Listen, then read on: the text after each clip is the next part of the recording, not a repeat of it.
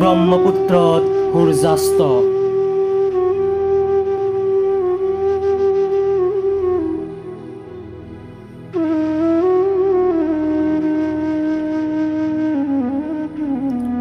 শূন্যতাৰ হাতৰ পৰা সৰি পৰিল দিনৰ হিৰণময় হৃদয় পাত্ৰ, নিশব্দে সৰি পৰিল আৰু বুৰ গ'ল।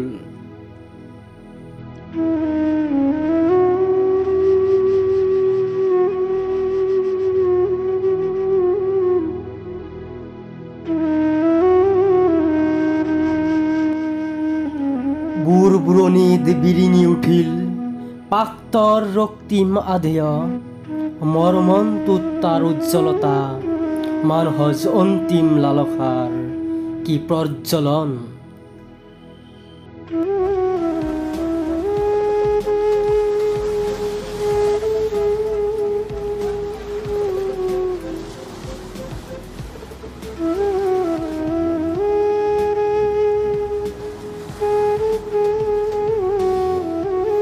এতিয়া উলটিল প্ৰতিজন দৰ্শক, উক দিলে প্ৰত্যেকৰে একে বিষ, ধোঁৱা আৰু আন্ধাৰৰ আকাশী কলপাৰে নামিল স্বয়ং শূন্যতা, নামিল হৃদয়ৰ শূন্যতা।